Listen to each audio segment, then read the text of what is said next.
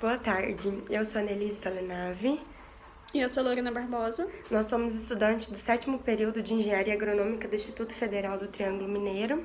E hoje nós resolvemos ter um bate-papo bem legal com vocês a respeito sobre o quebra-vento, o que qual a finalidade, a importância, como os tipos, como são instalados, e vai ser bem legal. Primeiramente, a gente vai começar falando bem brevemente sobre a ação dos ventos, né?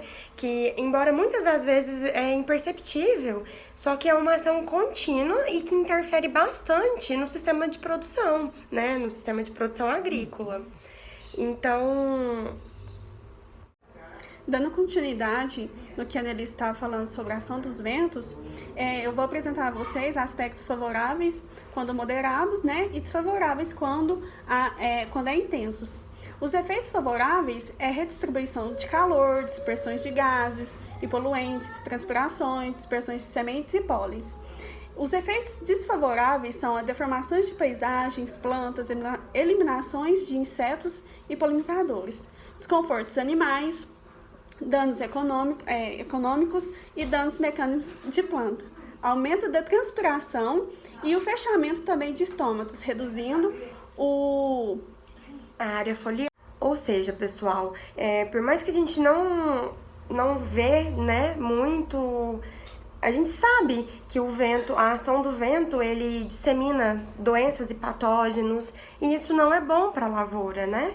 Já que o nosso enfoque aqui é falar mais sobre essa utilização de quebra-ventos realmente para prevenir, né, esses ataques de animais em lavoura, o vento forte, né, que prejudica, sim, as lavouras.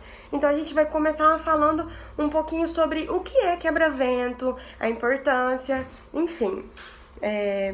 Vamos lá. O que é um quebra-vento, né? Denomina-se quebra-vento qualquer tipo de obstáculo de estrutura que reduza a velocidade do vento. Ou seja, eles podem ser feitos de árvores, né?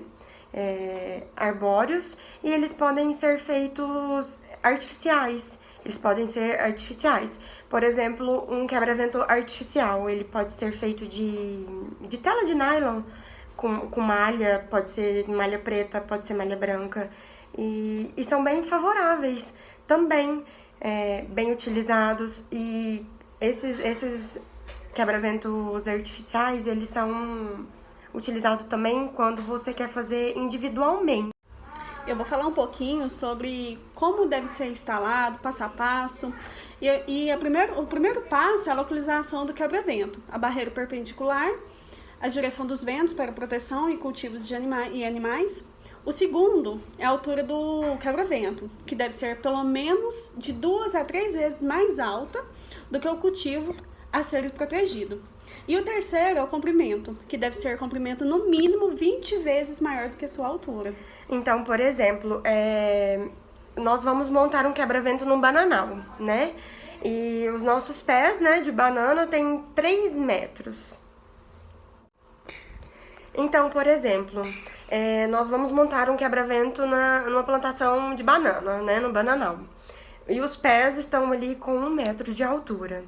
O nosso quebra-vento, Lorena, tem que ter, então, no mínimo ali 3 metros de altura. Isso. Porque, dependendo da velocidade do vento, ele vai tombar o nosso bananal.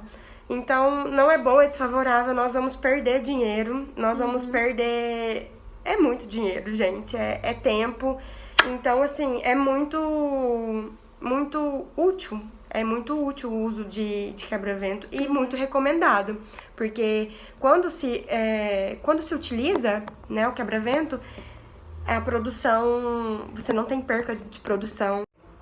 Então, dando continuidade no que a Nelise estava falando sobre o bananal, é bom lembrar também que a espécie de milho, de sorgo, sempre tem que ser 3 vezes maior do que a cultura.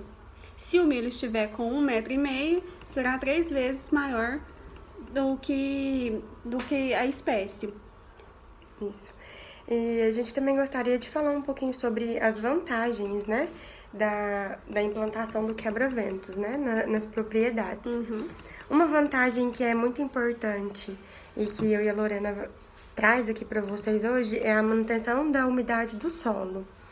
Outra também é o amadurecimento precoce das plantas, né?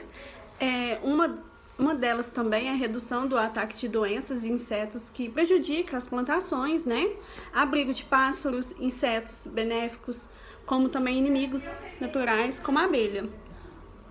O que a gente trouxe foi da revista Café e Cultura, e o que eu mais a Annelise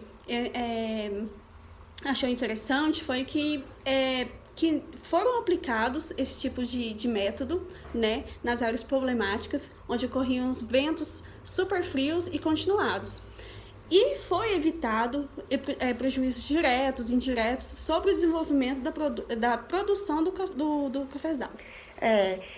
Na verdade, eles viram, né, que o efeito benéfico do quebra-vento sobre o desenvolvimento e a produção, né? Então, isso resulta lá na produção final do cafezal. Isso traz que ele é muito benéfico e é essencial, principalmente para a cultura de café, conforme a gente estudou e analisou em cada trabalho. Isso, nesses 2 artigos que a gente trouxe, né? Que a gente leu, que a gente estudou sobre e estamos passando para você. Ter esses conhecimentos, chegar nessas conclusões. Eu e a Lorena, a gente pegou dois artigos, né, relacionados quebra-vento. Ambas as culturas foram café, que a gente achou bastante interessante. E o quebra-vento, ele foi feito com a cultura Grevillea robusta, né? E o que acontece? Nas conclusões que a gente leu lá, essa espécie arbórea, ela provocou uma redução na velocidade do vento e como é um tipo de quebra-vento denso, pouco poroso, é muito eficiente na redução da velocidade do vento junto à barreira, né? E foi, assim, a gente pode considerar um grau de proteção bem grande. Ele protegeu o cafezal. E essencial, né, para a plantação. E foi bem essencial. E assim, nesse artigo, lá era um campo bem aberto, né, e ventava muito. E essas árvores, elas atingiram 15 metros de altura, mais ou menos, né, Lorena? Isso. E foi bem útil, porque eles não tiveram percas, né, no cafezal. Antes de ser implantado, né, a Grevillea robusta, eles tinham bastante perdas no cafezal, e então a gente viu que foi muito benéfico para a cultura ali, para os proprietários daquela fazenda. Então, essa foi a conclusão de um dos artigos que a gente estudou para estar gravando o vídeo para vocês hoje. Bom, como nós tínhamos falado, queria ser um bate-papo bem rápido, bem legal. Nós vamos encerrar por aqui.